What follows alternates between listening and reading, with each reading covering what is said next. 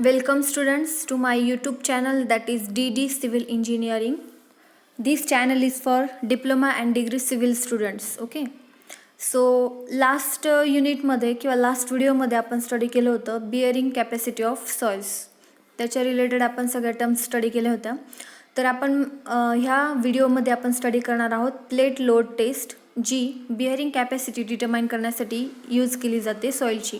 Enfield bearing capacity, Enfield आणि laboratory bearing capacity. तर यामध्ये बघा महत्त्वाचं लक्षात असू द्या की जर आपल्याला लॅबमध्ये जर प्रॅक्टिकली आपल्याला सॉइलची बिअरिंग कॅपॅसिटी जर शोधायची असेल तर त्याला टेस्ट यूज केली जाते. तर त्या टेस्टचं नाव आहे CBR. CBRलाच म्हटलं जातं California bearing ratio, CBR test. ठीक आहे. आणि दुसरी जी आहे जी फील्डवरती टेस्ट कंडक्ट केली जाते सॉइलवरती बिअरिंग कॅपॅसिटी डिटरमाइन करण्यासाठी, तिला म्हणतो आपण प्लेट लोड टेस्ट. आणि दुसरी एक आहे स्टँडर्ड पेनिट्रेशन टेस्ट. ठीक आहे. तर ती आपण नेक्स्ट व्हिडिओमध्ये किंवा नेक्स्ट व्हिडिओमध्ये आपण स्टडी करणार आहोत. तर ह्या व्हिडिओमध्ये आपण बघणार आहोत, कॉन्सन्ट्रेट करणार आहोत प्लेट लोड टेस्ट. तर प्लेट लोड टेस्टचं जे अरेंजमेंट आहे, तर टेस्ट सेटअप आहे, तर ह्या स्लाईडमध्ये तुम्हाला दिसते बघा. अशा पद्धतीची अरेंजमेंट प्लेट लोड टेस्टमध्ये केली असते. याचं जे डिस्क्रिप्शन आहे हे सगळे पुढच्या स्लाईडमध्ये आपण 1 बाय 1 स्टडी करणार आहोत. ते स्टडी करण्यापूर्वी ही इमेज अगोदर इथे व्यवस्थित ओव्हरलुक करून घ्या. बघा ह्या ठिकाणी काय केलं आहे, डिग म्हणजे एक होल जो आहे की आपण पीठ, खड्डा म्हणू शकतो आपण. पीठ इथं एक्सकॅव्हेट केलेला आहे, खड्डा खणलेला आहे. खड्ड्याची जी डेप्थ आहे D, डेप्थ ऑफ आणि विड्थ बरोबर. तर ही जी आहे डेप्थ आणि विड्थ, ही फाउंडेशन किती डेप्थ आणि विड्थ आहे त्याच्यानुसार, त्याच्या रिक्वायरमेंटनुसार डिटरमाइन करून तेवढा खड्डा खणला जातो. ठीक आहे. खड्डा खणल्यानंतर मधोमध सेंटरला बघा ही सेंटर लाईन आहे. ठीक आहे. तर त्या सेंटर लाईनच्या ठिकाणी एक बेस प्लेट बघा, तिला म्हटलं जातं टेस्ट प्लेट बरोबर. ती एक प्लेट आहे जी थिकनेस आणि विड्थ आपल्याला ह्या मागच्या स्लाईडमध्ये आपण कव्हर करणार आहोतच एवढं एक्सप्लेनेशन झाल्यानंतर, किंवा त्याला म्हटलं जातं ब्लॉक. ती प्लेस केलेली आहे. तिच्यावरती जॅकची अरेंजमेंट बघा, या ठिकाणी जॅकची अरेंजमेंट केलेली आहे. हा जॅक इथं जो प्लॅटफॉर्म आहे लोडेड प्लॅटफॉर्म, तर याला तो कनेक्ट केलेला आहे. ठीक आहे, जॅकच्या थ्रू. आणि त्याच्यावरती गोण्या किंवा तुम्हाला जे काही ॲज अ लोडिंग प्लॅटफॉर्म म्हणून ठेवायचं आहे तर ते याच्यावरती ठेवलेलं आहे. कशावरती ठेवलं आहे, तर जॅकला अरेंजमेंट केलेलं आहे. बॉल आणि सॉकेट अरेंजमेंट करून या ठिकाणी एक सेक्शन ठेवलेला आहे किंवा प्लॅटफॉर्म ठेवलेला आहे. त्या प्लॅटफॉर्मवरती लोडिंग ठेवलेलं आहे. गोण्या वगैरे असतील किंवा वेगवेगळ्या प्रकारचं लोडिंग असेल, जेवढं किलो किंवा किलो न्यूटन जेवढं तुम्हाला लोड अप्लाय करायचं आहे त्याच्यानुसार तुम्ही त्याच्यावरती ते वजन देणार प्लॅटफॉर्मवरती. ठीक आहे. आणि तो प्लॅटफॉर्म अशा पद्धतीने त्याला सपोर्ट केलेला आहे, दोन्ही बाजूनी त्याला सपोर्ट केलं आहे. आणि त्या सपोर्टवरती तो प्लॅटफॉर्म ठेवून त्याच्यावरती लोडिंग केलेलं आहे. त्याला म्हणतो आपण लोडेड प्लॅटफॉर्म. ठीक आहे. आणखीन डायग्राममध्ये आपल्याला दिसतं ह्या ठिकाणी हेड रूम बघा. हे एवढं जे डिस्टन्स सोडलेलं आहे बघा इथून तेवढं, ही आहे हेड रूम, याला म्हणतो हेड रूम. जेणेकरून ह्या ठिकाणी जे काही डायल गेज प्रोव्हाइड केलेलं आहे बघा, डायल गेज प्रोव्हाइड केलं जातं. डायल गेजचं जे टोक आहे तर ते टोक, ही जी पट्टी आहे तिला टच केलं जातं आणि अशा पद्धतीने ती फिक्स्ड केली जाते डायल गेज. जेणेकरून जेव्हा आपण ह्या खालच्या प्लेटवरती, इथल्या प्लेटवरती जेव्हा लोडिंग अप्लाय करू, कशाच्या थ्रू, हे जे वरती आपण ठेवलेले आहेत बॅग्स बरोबर, बॅग्सच्या सहाय्याने किंवा लोडिंगच्या माध्यमाने आपण जो काही लोड देणार आहोत त्या प्लेटवरती, तर लोड दिल्यानंतर काय होणार आहे, ती जी प्लेट आहे ते हळूहळू खाली सेटल होत जाणार आहे. सेटलमेंट तिची होत जाणार आहे जसं लोड इन्क्रीमेंट होईल तसं. मग ते जे सेटलमेंट आहे तर ते मेजर करण्यासाठी काय यूज केलं जातं, डायल गेज यूज केलं जातं. तर दोन्ही बाजूला बघा, लेफ्ट आणि राईट दोन्ही बाजूला डायल गेजेस प्रोव्हाइड केलेले आहेत. आणि ते डायल गेज प्रोव्हाइड करण्यासाठी इथं फिक्स्चरची अरेंजमेंट केलेली आहे बघा. ह्या ठिकाणी एक स्टिक म्हणूया आपण किंवा रॉड म्हणूया, त्या रॉडच्या साह्याने ती तिथपर्यंत फिक्स केलेली आहे. डायल गेजची जी इमेज आहे ती तुम्ही नेटवरती सर्च करून बघू शकता, डायल गेज कशा पद्धतीने असतं. डायल गेज हे थोडक्यात आपला जो क्लॉक असतो बघा, स्टॉपवॉच असतं, स्टॉपवॉच सगळ्यांनी बघितलं असेल, तशा पद्धतीचं डायल गेज असतं, बरोबर. त्याच्यामध्ये ते सेटलमेंट म्हणजे थोडक्यात काय डिस्प्लेसमेंट मेजर करतं डायल गेज, ठीक आहे. किती डिस्प्लेसमेंट झालेली आहे तर ते मेजर करतं डायल गेज. जेवढं डिस्टन्स खाली खाली, आता बघा जेव्हा याच्यावरती लोडिंग अप्लाय होईल तेव्हा ही प्लेट काय होईल, खाली खाली सरकेल, बरोबर. आणि हे बघा डायल गेज शक्यतो आता मी डायग्राममध्ये दाखवते. डायल गेज असं सर्क्युलर असतं, सर्क्युलर शेपचं, आणि त्याला पुढे नॉब असतो, आणि हा जो नॉब असतो त्याला प्रेस केलं की ती खालीवर खालीवर खालीवर होत असतं, ठीक आहे. अशा पद्धतीची त्याची अरेंजमेंट असते. मग जसं ही प्लेट आता अगोदर काय करणार, इनिशियली तो जो नॉब असेल तो एकदम प्रेस कंडिशनला असणार, बरोबर. आणि जसं हे बघा आता ह्या ठिकाणी कसं प्रेस कंडिशनला असेल आणि ह्या ठिकाणी डायल गेज आहे, ठीक आहे, प्रेस कंडिशनला आहे, आणि तो खाली अटॅच केलेला आहे बेस प्लेटला, ठीक आहे. डायल गेज बेस प्लेटला अटॅच केली.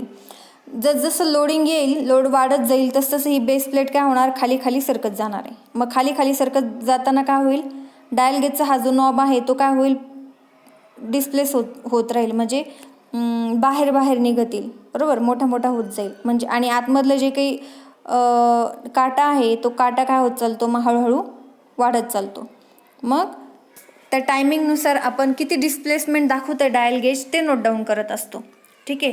1 मिनिट, 2 मिनिट, 3 मिनिटानंतर, 4 मिनिटानंतर असं, किंवा दर एका तासानंतर, मग नंतर किती वेळेला आपण ते डिस्प्लेसमेंट चेक करतो त्याचंसुद्धा प्रोसिजर पुढच्या स्लाईडमध्ये आपण कव्हर करणार आहोत.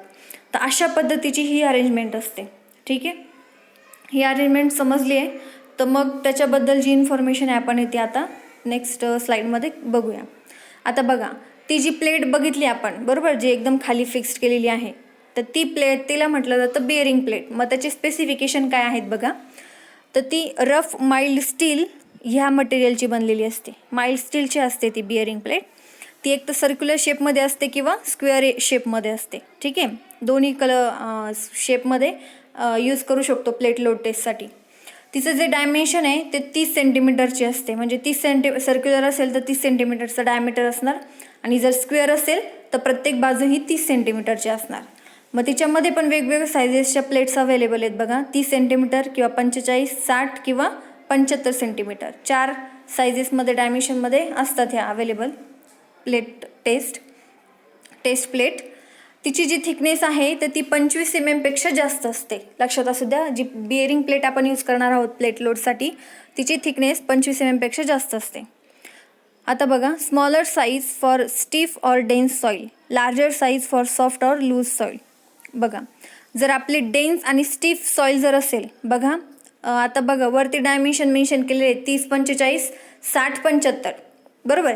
30, 45 ही स्मॉलर साईज आहे, 60, 75 ही लार्जर साईज आहे प्लेटची, ठीक आहे. मग ह्या प्लेट कधी यूज करायच्या, कोणती प्लेट कधी यूज करायची, मग आपल्याला ज्या सॉईलवरती ज्या सॉईलची बेअरिंग कॅपॅसिटी काढायची ती जर डेन्स असेल, स्टिफ असेल. आता डेन्स आणि स्टिफ म्हणजे एक तर दगड असतील, मुरुम असेल खाली, बरोबर, किंवा एकदम पॅक अशी हार्ड जर सॉईल असेल आणि तिचं आपल्याला बिअरिंग कॅपॅसिटी फाइंड आउट करायची असेल तर आपण smaller size of plate use करू शकतो. आणि जर ती माती जर सॉफ्ट असेल, लूज असेल, for example black cotton soil, काळी माती, बरोबर, तिची जर आपल्याला बिअरिंग कॅपॅसिटी काढायची असेल फील्डवरती, बरोबर, ॲक्च्युली लोकेशनला जाऊन, तर तुम्ही लार्ज साईज काय करू शकता, बिअरिंग प्लेट यूज करू शकता टेस्टसाठी. पुढे बघा, bottom of the plate is grooved of increased roughness, ठीक आहे. तर प्लेटच्या खालची जी बाजू आहे तर ती ग्रूव्ह केली जाते. ग्रूव्ह म्हणजेच थोडक्यात काय, खाच पाडली जातात, जेणेकरून रफनेस प्रोव्हाइड होईल. रफनेस म्हणजे थोडं फ्रिक्शन अवेलेबल होईल, बरोबर. स्मूथ सरफेस नाही करायचं आहे, खाली रफ सरफेस थोडासा करायचा, जेणेकरून फ्रिक्शनल फोर्सेस इन्क्रीज होतील आणि प्रॉपरली रिडिंग्स भेटतील आणि व्यवस्थित टेस्ट कंडक्ट होईल, ठीक आहे. Concrete blocks may be use to replace bearing plates. जर बिअरिंग प्लेट्स अवेलेबल नसतील टेस्ट कंडक्ट करण्यासाठी तर कॉन्क्रीट ब्लॉकसुद्धा आपण यूज करू शकतो ही टेस्ट कंडक्ट करण्यासाठी, ठीक आहे. आता हे झालं बिअरिंग प्लेटची स्पेसिफिकेशन. टेस्ट कंडक्ट करत असताना काय काय गरज पडते बिअरिंग प्लेटची. टेस्ट पीट, आता जो काही खड्डा आहे त्याच्याविषयी बघा, त्याचे काय रिक्वायरमेंट्स आहेत. Usually to the depth of foundation level. तर जो काही खड्डा आपल्याला खणायचा आहे प्लेट लोड टेस्ट कंडक्ट करण्यासाठी, तर ज्या ठिकाणी आपलं स्ट्रक्चर उभं राहणार आहे बरोबर, त्याच ठिकाणी आपण काय करणार, प्लेट लोड टेस्ट कंडक्ट करणार. कारण दुसऱ्या लोकेशनला फाइंड आउट करून काही उपयोग नाही राहणार आहे. कारण आपला स्ट्रक्चर ज्या जमिनीवरती ज्या लोकेशनला आपल्याला उभं करायचं आहे तिथल्या मातीची आपण बिअरिंग कॅपॅसिटी फाइंड आउट करणं गरजेचं आहे बरोबर. मग ज्या ठिकाणी आपलं फाउंडेशन येईल तर आपलं जे काही डिझाईननुसार आता ऑलरेडी आपण काय करतो, स्ट्रक्चरल डिझाईन केल्यानंतर डेप्थ ऑफ फुटिंग काय असेल, विड्थ ऑफ फाउंडेशन काय असेल हे कॅल्क्युलेशन थ्रू आपण काढतो. मग ते काढल्यानंतरची पुढची प्रोसेस काय येते की ॲक्च्युली साईटवरती जाऊन जी सॉईल आहे तिची बेअरिंग कॅपॅसिटी डिटरमाइन करणे. मग ती डिटरमाइन करण्यासाठी ही लोड जर टेस्ट कंडक्ट करत असेल आपण, तर मग जे काही आता फाउंड केलेलं आपण जे काही फाइंडिंग केलेलं आहे, किती फाउंडेशन लेवल येईल आपली किंवा फाउंडेशन डेप्थ आणि विड्थ, तर ॲक्च्युली तेवढी आपण काय करतो प्लेट लोड टेस्टसाठी घेतो बरोबर. जेवढी इंजिनियरनी सांगितली की एवढं डेप्थचं फाउंडेशन घेणार आहे, मग तेवढं काय करायचं प्लेट लोडसाठी तेवढा खड्डा घ्यायचा तेवढा डेप्थपर्यंत. विड्थ ही किती असली पाहिजे मग त्या पीटची त्या खड्ड्याची, equal to 5 times the test plate.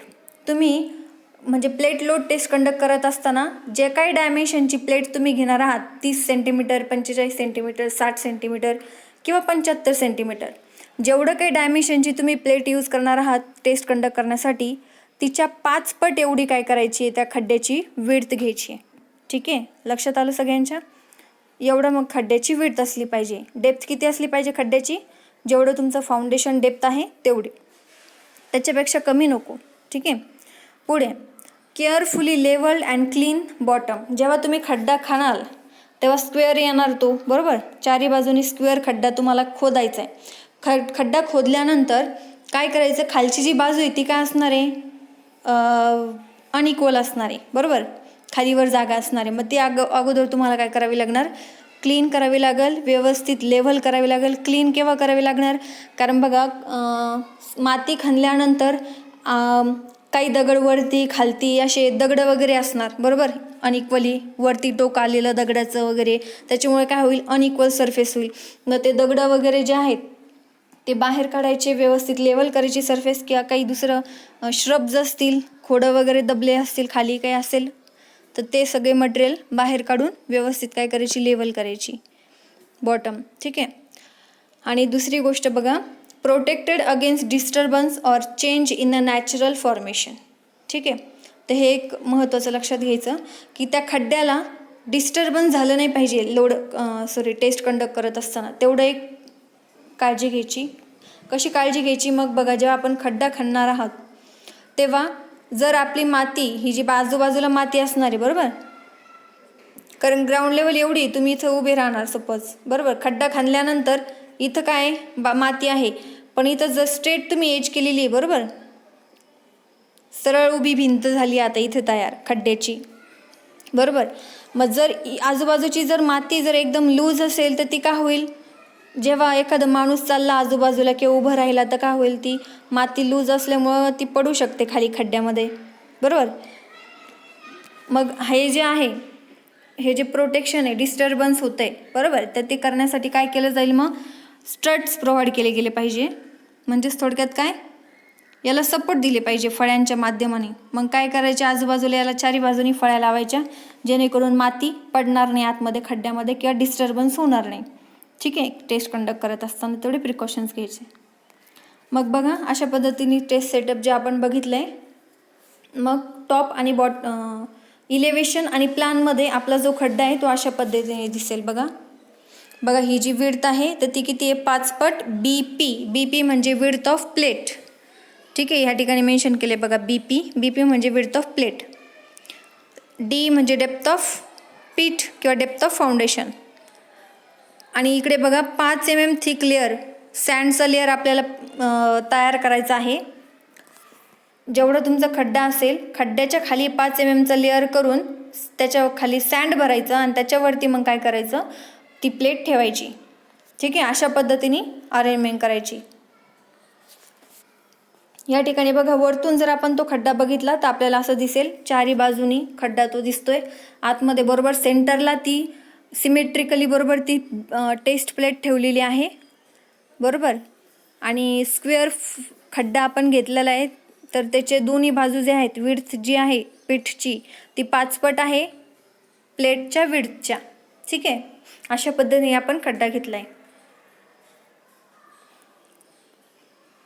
Procedure मग बघा आता कशी प्रोसिजर करायची. मग सिलेक्शन ऑफ लोकेशन, सगळ्यात पहिलं प्रोसिजर करत असताना लोकेशन जे आहे कुठं टेस्ट केले पाहिजे तर ते महत्त्वाचं.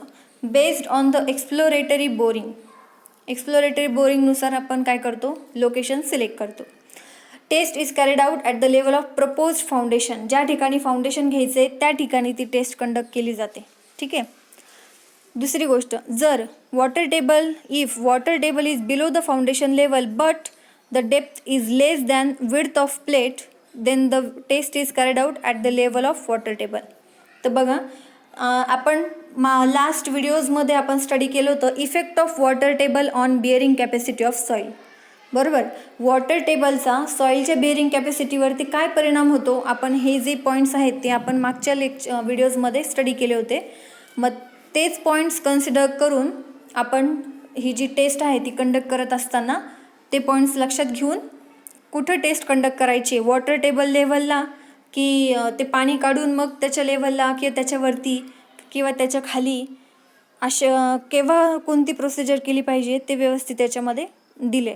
ठीक आहे. मग बघा सगळ्यात पहिला पॉईंट काय येतो, जर तुमची वॉटर टेबल पाण्याची पातळी जर फाउंडेशन लेवलच्याही खाली असेल, म्हणजे सपोज तुमचं जे काही फाउंडेशन डेप्थ आहे डिझाईननुसार तुमची फाउंडेशन डेप्थ आहे ती एवढी बरोबर आणि ते पाण्याची पातळी त्याच्याही खाली जर असेल, पण काय सांगितलं आहे ही जी डेप्थ आहे ही डेप्थ कोणती ही बरोबर, ही जी डेप्थ आहे तर ती जे की प्लेट तुम्ही यूज करणार आहात त्या प्लेटच्या विड्थपेक्षाही जर कमी असेल तर तुम्हाला ही जी टेस्ट आहे तर ती कुठं कंडक्ट करायची at the level of water table, म्हणजे वॉटर टेबलपर्यंत तुम्हाला खड्डा खोदावा लागणार आणि बेस प्लेट त्या ठिकाणी ठेवायची. ठीक आहे, पॉईंट समजला काय. सपोज पाण्याची पातळी ही फाउंडेशन लेवलच्या खाली आहे, जो काही तुमचं डिझाईननुसार डेप्थ आलेली आहे फाउंडेशनची ती, पण ही जी डेप्थ आहे दोघांमधली ती जर डेप्थ ही प्लेटची जी काही विड्थ असेल किंवा ही जी डेप्थ आहे डेप्थ ऑफ फाउंडेशन ती प्लेटच्या विड्थपेक्षाही कमी असेल तर तुम्हाला काय करायचं आहे ही टेस्ट कंडक्ट करत असताना वॉटर टेबलला काय करायचं ही टेस्ट कंडक्ट करायची तेवढा खड्डा खोदून. ठीक आहे. पुढे if the water table is above the foundation level, जर फाउंडेशन लेवलच्याही वरती जर पाण्याची पातळी असेल बरोबर तर काय करावं लागणार बघा, डेप्थ एवढी आलेली आहे पण त्याच्यावरती पाण्याची पातळी आहे ॲक्च्युअल कंडिशनमध्ये, मग काय करायचं water level is reduce to propose foundation level by pumping out the water during the test. मग काय करायचं टेस्ट कंडक्ट करण्यासाठी ते पाणी जे आहे ते काय करायचं पंप आउट करून घ्यायचं, म्हणजे काढून घ्यायचं खड्ड्यातून आणि ते पातळी कुठपर्यंत आणायची फाउंडेशन लेवल जेवढी आहे तिथपर्यंत आणायची आणि मग टेस्ट कंडक्ट करायची. ठीक आहे. पुढे in case of high permeability material perform the test at the level of water table. आता जर जास्त परमिएबिलिटी मटेरियल जर असेल म्हणजे सॉईल जर जास्त परमिएबल असेल, आता परमिएबल सॉईल कोणती असते सगळ्यात जास्त सँड ग्रॅव्हल ह्या ज्या सॉईल आहेत त्या जास्त परमिएबल असतात बरोबर. मग तशा कंडिशनमध्ये जर असेल सॉईल तिच्यावरती तुम्हाला टेस्ट कंडक्ट करायची असेल तर तुम्ही मग टेस्ट लेवल कुठपर्यंत घेणार, जेवढं पाण्याची पातळी आहे तिथपर्यंत तुम्ही खड्डा खणून त्या लेवलला तुम्ही टेस्ट कंडक्ट करणार. ठीक आहे. पुढे येतं बघा reaction support should be at least 3.5 into width of plate away from the test plate location and loading arrangement should provide sufficient working space. तर रिॲक्शन सपोर्ट्स म्हणजे कोणते बघा,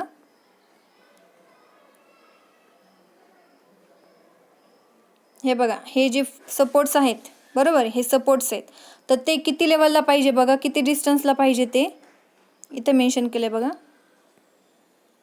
किती 3.5 times the width of plate, प्लेटची जी काही width आहे तिच्या 3.5 पट एवढ्या डिस्टन्सवरती ते तुमचे रिॲक्शन सपोर्ट्स असले पाहिजे. कुठून टेस्ट प्लेट लोकेशनपासून, ठीक आहे. आणि लोडिंग अरेंजमेंट ही जी आहे should provide sufficient working space, कारण आतमध्ये खाली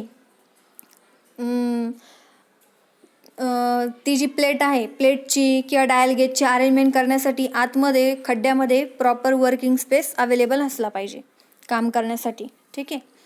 पुढे test plate should be placed over a 5 mm thick sand layer and it should be centred with the loading arrangement. Obviously last स्लाईडमध्ये सांगितलं की आपल्याला जी टेस्ट प्लेट ठेवायची ती डायरेक्ट आपण खड्डा खणल्यानंतर खालची जी बाजू आहे ती तर लेवल आणि क्लीन करणारच आहोत, पण ती जी प्लेट आहे ती कुठे ठेवायची आपल्याला, बरोबर जो काय आपला चौकोन तार झालेला आहे आता खड्ड्याचा, बरोबर त्याच्या बरोबर सेंटरला ती टेस्ट प्लेट बरोबर सेंट्रिकली ठेवायची आहे. ठेवल्यानंतर तिच्या खाली 5 mm चा थिक सँड लेअर आपल्याला अगोदर तयार करायचा आहे आणि तिच्यावरती मग ती प्लेट ठेवायची आहे, ठीक आहे. अशा पद्धतीने काय करायचं, ही जी प्रोसिजर आहे ती अगोदर सुरुवात टेस्ट कंडक्ट करण्यापूर्वी करायची. मग एवढी अरेंजमेंट झाल्यानंतर मग पुढे बघा काय करायचं. मग आता ॲक्च्युली टेस्ट आपल्याला कंडक्ट करायची, तर मग सगळ्यात पहिलं seating pressure of 7 kPa is applied and then released after some time before the test. तर टेस्ट कंडक्ट करण्यापूर्वी काय करायचं, आता प्लेट आपण फक्त काय आधांतरी डायरेक्टली ठेवलेली, ती अजून काही सेटल झालेली नाही. मग सुरुवातीला काय करायचं, ती थोडीशी खाली काय करायची, प्रेस करायची. प्रेस करण्यासाठी किती आपल्याला प्रेशर अप्लाय करायचं आहे, 7 kPa, जेणेकरून ती जी प्लेट आहे ती एकदम सरफेसवरती होती तर ती काय होणार, थोडीशी काय होणार, किंचितची खाली धसून जाईल, ठीक आहे. मग हे टेस्ट करण्यापूर्वी थोड्या वेळासाठी हा 7 kPa लोड त्याच्यावरती द्यायचा. मग नंतर काय करायचं आणि रिलीज करायचा तो लोड, ठीक आहे. मग नंतर आता ॲक्च्युअल आपली टेस्ट कंडक्ट करायची. काय करायचं, मग जे लोड आहेत तर ते लोड्स अप्लाय करायचे त्या प्लॅटफॉर्मवरती, लोडिंग प्लॅटफॉर्मवरती इन्क्रिमेंटली. मग तो लोड किती दिला पाहिजे इन्क्रिमेंट्सनी, इन्क्रिमेंट्स म्हणजे चढत्या क्रमाने मग एक लोड अप्लाय करत जायचा, बरोबर. म्हणजे थोडक्यात काय 1 किलो 2 किलो 4 किलो अशा पद्धतीने काय करायचं, लोड अप्लाय करायचं. ॲक्च्युली 1 किलो 2 किलो नाही तर किती बघा, एकतर 1/5 of estimated ultimate safe load, ठीक आहे. जो काही तुम्ही इस्टिमेट केलेला सेफ लोड आहे त्याच्या 1/5 लोड जो काही येईल त्याच्या टर्म्समध्ये काय करायचं किंवा त्याच्या ॲडिशनमध्ये काय करायचं, लोड अप्लाय करायला सुरुवात करायची. किंवा 0.5 kN एवढा लोड काय करायचा, हळूहळू ॲड करत जायचा. म्हणजे सुरुवातीला 0.5, मग नंतर 0.5, मग नंतर 0.5, म्हणजे 0.5 kN इंटरवलमध्ये काय करायचं, मग लोड अप्लाय करत जायचा. किंवा जो काही तुमचा एस्टिमेटेड अल्टिमेट सेफ लोड आलेला असेल डिझाईननुसार त्याच्या 1/5 लोड जो काही येईल, सपोज इस्टिमेटेड लोड आला आहे तुमचा 10 kN, मग 10 kNच्या 1/5 किती होतं, 2 kN. मग 2 kN इंटरवलमध्ये तुम्ही काय करणार किंवा 2 kN इन्क्रिमेंटमध्ये तुम्ही काय करणार, लोड अप्लाय करायला सुरुवात करणार. 2 kN, मग थोड्या आणि दुसरा 2 kN ॲड करत चालणार, ठीक आहे. मग प्रत्येक हे लोडिंग करत असताना तुम्हाला काय करायचं आहे बघा, कारण बघा जसं तुम्ही लोड अप्लाय करणार तसं प्लेट काय होणार, लगेच त्यावेळेस सेटल होणार, बरोबर. 2 kN सुरुवातीला टाकला तर प्लेट थोडीशी सेटल होणार, नंतर 2 किलो ॲड केला खाली होणार. मग हे जेव्हा तुम्ही लोड ॲड करणार तेव्हा जे काही सेटलमेंट होईल प्लेटमध्ये तर ते तुम्ही कुठून मेजर करणार, जे डायल गेजचं रीडिंग आहे तर ते ऑब्झर्व करून तुम्हाला मिळेल डिस्प्लेसमेंट किती झालं आहे, बरोबर. मग हे याच्यावरून आपल्याला काय मिळेल, लोड सेटलमेंट कर्व मिळेल, बरोबर. जो काही लोड आहे सध्याला त्याच्या कंपॅरेटिव्हली आत्ता सध्या काय सेटलमेंट आहे. मग असं प्रत्येक इंटरवलमध्ये तुम्ही लोड सेटलमेंटचे तुम्हाला काय मिळतील, रीडिंग्स मिळतील खूप सारे. त्याच्यावरून जो ग्राफ मिळेल त्याला आपण म्हणतो लोड सेटलमेंट कर्व, ठीक आहे. मग बघा पुढे, at each load settlement is recorded at time intervals of 1, 2, 4, 6, 9, 16, 25 minute and thereafter at intervals of 1 hour. बघा मग लोड कसं तुम्हाला ॲड करायचं आहे आणि सायमल्टेनियसली तुम्हाला सेटलमेंट पण ऑब्झर्व करायचं आहे. 1 मिनिट, मग नंतर 2 मिनटाला लोड ॲड करायचा, करस्पॉन्डिंग सेटलमेंट ऑब्झर्व करायचं. मग नंतर 4 मिनटानंतर म्हणजे 4 मिनिट झाल्यानंतर मग तुम्हाला काय करायचं, लोड आणि सेटलमेंट ऑब्झर्व करायचा. मग 6 मिनिट, त्याच्यानंतर 9 मिनिटाला रीडिंग घ्यायचं, नंतर 16 मिनिटाला रीडिंग घ्यायचं, नंतर 25 मिनिटाला रीडिंग घ्यायचं आणि 25 मिनिट झाल्यानंतर डायरेक्ट 1 तासाने आणि मग 1 तास झाल्यानंतर दर तासाला मग काय करायचं, रीडिंग घ्यायचं. आणि अशा पद्धतीने तुमचं लोड सेटलमेंट तुम्हाला काय मिळेल, रेकॉर्ड्स मिळेल. ठीक आहे. आता पुढे बघा, for clayey soil the load is increased when time settlement curve shows that the settlement has exceeded 70 to 80% of the probable ultimate settlement. ठीक आहे. जर तुमची क्लेई सॉईल असेल, क्लेई सॉईलवरती जर तुम्ही टेस्ट कंडक्ट करत असाल तर बघा, लोड इज इन्क्रीज्ड, मग त्यावेळेस लोड इन्क्रीज करायचा केव्हा, जेव्हा टाईम सेटलमेंट कर्व जो आहे तो दाखवेल, काय दाखवेल की जे काही सेटलमेंट आहे तर ते इस्टिमेटेड म्हणजे प्रोबॅबल जे काही सेटलमेंट आहे त्याच्या 70 ते 80%च्याही पार झालेलं आहे, असं जेव्हा दाखवेल तेव्हा तुम्ही काय करायचं, लोड इन्क्रीज करायचा क्लेई सॉईलसाठी. ठीक आहे. Settlement or a duration of 24 hours. Settlement 24 तासानंतर ॲक्च्युली काय करायचं, ऑब्झर्व करायचं. पुढे फॉर द अदर सॉईल, आणि बाकीच्या सॉईलसाठी बघा, the load is increased Wien the settlement rate drops below 0.02 mm/minute. मग लोड केव्हा इन्क्रीज करायचा बाकीच्या सॉईलसाठी, जेव्हा तुमचा सेटलमेंट रेट जो आहे तो जेव्हा कमी होईल, कोणत्या रेटला, 0.02 mm/minute एवढं दाखवेल, तेव्हा तुम्ही लोड काय करायचं, इन्क्रीज करायचा बाकीच्या सॉईलसाठी. ठीक आहे. पुढे बघा, the minimum duration for any load should however be at least 60 minutes. कोणत्याही लोडसाठी तुमचं टाईम किती असला पाहिजे, 60 minutes. म्हणजे 60 minutesच्या इंटरव्हलला तुम्ही काय करायचं, लोड इन्क्रीज करायचा, म्हणजेच लोड काय करायचा, अप्लाय करायचा. ठीक आहे. Dial gauges used for testing should have at least 25 mm travel and 0.01 mm accuracy. तर डायल गेजचं स्पेसिफिकेशन काय असलं पाहिजे टेस्ट कंडक्ट करण्यासाठी ते दिलं आहे बघा. तर 25 mm तिने काय केलं पाहिजे, ट्रॅव्हल कमीत कमी तिचं रीडिंग एवढं मॅक्झिमम जे आहे रीडिंग तेवढं असलं पाहिजे डायल गेजचं, आणि 0.01 mm ॲक्युरेसी म्हणजे एवढं तिचं लिस्ट काउंट असलं पाहिजे डायल गेजचं. ठीक आहे.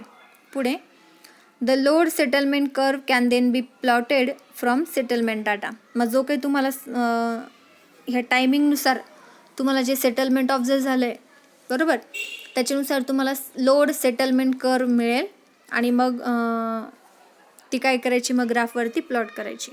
ठीक आहे. तर अशा पद्धतीने ही जी आहे प्लेट लोड टेस्ट ती कंडक्ट केली जाते. ठीक आहे. मग ॲडव्हान्टेज काय आहे बघा या प्लेट लोड टेस्टचा, gain understanding of foundation behaviour which will enable the evaluation of foundation bearing capacity and settlement under loading condition.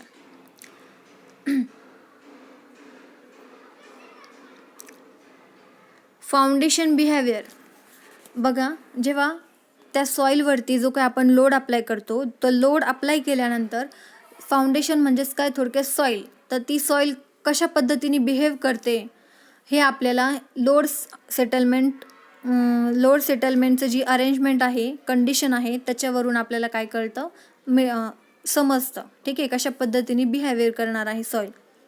ठीक आहे. आणि त्याच्यावरून आपण फाउंडेशन बेअरिंग कॅपॅसिटीसुद्धा काय करू शकतो, फाइंड आउट करू शकतो लोड सेटलमेंट कर्वच्या मदतीने. ठीक आहे.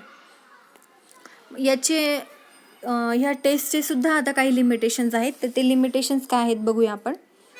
The width of test plate should not be less than 30 centimetre. ठीक आहे. जी काही तुम्ही टेस्ट प्लेट यूज करणार आहे तिची विड्थ 30 सेंटीमीटरपेक्षा कमी नको. एक्सपेरिमेंटली काय दाखवलं आहे बघा, load settlement behaviour of soil is qualitatively different for smaller widths. Small विड्थसाठी, कारण 30 सेंटीमीटरपेक्षा जर कमी आपण प्लेट यूज केली तर स्मॉलर विड्थसाठी सॉईल हे वेगळ्या पद्धतीचं बिहेवियर दाखवतं, प्रॉपरली ती टेस्ट जी आहे ती कंडक्ट होत नाही. ठीक आहे. त्यामुळे 30 सेंटीमीटरपेक्षा जास्त विड्थ प्लेटची यूज केली पाहिजे. Settlement influence zone is much larger for the real foundation sizes than that for test plate. ठीक आहे. Which may lead to gross misinterpretation of expected settlement for proposed foundation. तर जे काही सेटलमेंटचा प्रभाव आहे इन्फ्लुएन्स झोनवरती, तर तो सगळ्यात जास्त असतो फॉर रिअल फाउंडेशन साइजेसपेक्षा दॅन टेस्ट प्लेट. ठीक आहे. आपण टेस्ट प्लेट कंडक्ट करतोय तर टेस्ट प्लेटची साईज कमी असणार as compare to the foundation size, बरोबर. आणि त्याचं जे फाउंडेशन साईजचं जे सेटलमेंट आहे तर ते जास्त असणार टेस्ट प्लेटच्या कम्पेरेटिव्ह. त्यामुळं काही वेळेस काय होऊ शकतं, मिसइंटरप्रिटेशन म्हणजे अंदाज जो आहे तर तो चुकीचा होऊ शकतो एक्सपेक्टेड सेटलमेंटनुसार, बरोबर. कारण आपण बघा या टेस्टमध्ये काय करतोय की 35 mm 75 किंवा 60 mm प्लेट एवढ्या लोडिंगला किती सेटल होते हे आपण काढणार, बरोबर. आणि त्याच्यावरून आपण ठरवणार की आपलं जे काही प्रपोज फुटिंग साईज आहे, फाउंडेशन साईज आहे, बरोबर. मग ते जे फुटिंग आहे ते किती जे काही आपल्या बिल्डिंगवरती लोड येतो आहे त्याच्यानुसार ते कितीपर्यंत सेटल होऊ शकतो त्याच्यावरून आपण काय करणार, अंदाज काढणार, बरोबर. मग कारण ॲक्च्युली काय होतं, मग हे जी प्लेट साईज आहे तिची साईज फाउंडेशन साईजपेक्षा कमी असते आणि त्यामुळं मग काय होऊ शकतं, मिसइंटरप्रिटेशन होऊ शकतं, बरोबर. एक्सपेक्टेड जे काही तुम्ही आता ह्या टेस्टवरनं जे काही डाटा काढणार आहात की किती सेटलमेंट होईल ते काही वेळेस काय होऊ शकतं, मागे पुढे होऊ शकतं. तर हे याचं लिमिटेशन आहे ह्या टेस्टचं, ठीक आहे. ॲक्च्युअल तेच सेटलमेंट होईल याची शक्यता नाही एवढी खास, ठीक आहे. पुढे the foundation settlements in loose sand are usually much larger than what is predicted by plate load test. तर बघा, जर तुम्ही लूज सँडवरती जर प्लेट लोड टेस्ट केली आणि तिने जे काही सेटलमेंट दाखवलं आहे, ठीक आहे, तर ते सेटलमेंट ॲक्च्युली जेव्हा तुम्ही एखादी बिल्डिंग कन्स्ट्रक्ट करणार त्या जमिनीवरती आणि तिचं जेव्हा सेटलमेंट होईल तर ते सेटलमेंट जास्त असणार हे प्लेट लोडनी जेवढं दाखवलेलं आहे त्याच्यापेक्षा, ठीक आहे. कोणत्या कंडिशनला, लूज सँड जर असेल तेव्हा, ठीक आहे. तोच पॉईंट सेकंड पॉईंटला मला समजून सांगायचा होता, ठीक आहे. कारण प्लेट लोड टेस्ट जे काही रीडिंग देईल, जे काही तुम्हाला सेटलमेंटचं व्हॅल्यूज देईल त्याच्यावरून तुम्ही अंदाज लावणार की किती सेटलमेंट होऊ शकतं हे स्ट्रक्चर उभं केल्यानंतर, बरोबर. त्याच्यामध्ये मागे पुढे व्हॅरिएशन्स होऊ शकतात, मिसइंटरप्रिटेशन होऊ शकतं ह्या टेस्टमध्ये. पुढे बघा, plate load test is relatively short duration test and gives mostly the immediate settlements. तर प्लेट लोड टेस्ट ही काय खूप कमी वेळात होणारी टेस्ट आहे आणि इमिजिएटली ती सेटलमेंट्स देते, बरोबर. कारण लोडिंग फास्ट आपण काय करत असतो, अप्लाय करत असतो gradually. In case of granular soils the immediate settlement is close to total settlements. जर ग्रॅन्युलर सॉईल जर असेल तिच्यावरती तुम्ही टेस्ट कंडक्ट करत असाल तर इमिजिएट सेटलमेंट जे आहे ते टोटल सेटलमेंटच्या एकदम जवळ जाऊन पोचतं, कारण लवकर सेटलमेंट होतं ग्रॅन्युलर सॉईलमध्ये, ठीक आहे. Due to considerable consolidation settlement in case of cohesive soils the plate load test becomes irrelevant in such a case, ठीक आहे. मग कोहेसिव्ह सॉईलच्या केसमध्ये ही कंडिशन होत नाही. कोणत्या कंडिशनमध्ये होईल, फक्त कोणत्या टाईपच्या सॉईलसाठी, ग्रॅन्युलर सॉईलसाठी इमिजिएट सेटलमेंट हे डायरेक्टली टोटल जेवढं सेटलमेंट दाखवलं आहे त्याच्या जवळ लवकर पोहोचेल. अशा पद्धतीने प्लेट लोड टेस्टचे हे काही लिमिटेशन्स आहेत. नेक्स्ट व्हिडिओमध्ये आपण बघणार आहोत second test which is use for determination of bearing capacity of soil, that is standard penetration test, ठीक आहे. तर नेक्स्ट व्हिडिओमध्ये आपण बघणार आहोत स्टँडर्ड पेनिट्रेशन टेस्ट कशी कंडक्ट करायची, ओके. तर ह्या ठिकाणी हा जो आहे टॉपिक तो संपलेला आहे. मी जे काही नवीन व्ह्युअर्स असतील त्यांना मी रिक्वेस्ट करते की डिप्लोमा डिग्री स्टुडंट्स कोणी असतील, बरोबर, तर त्यांनी हे चॅनल जे आहे ते सबस्क्राईब करावं. तुम्हाला जे व्हिडिओज आहेत ते आवडले असतील तर लाईक करा, बाकीच्या विद्यार्थ्यांसोबत शेअर करा, ठीक आहे. थँक्यू.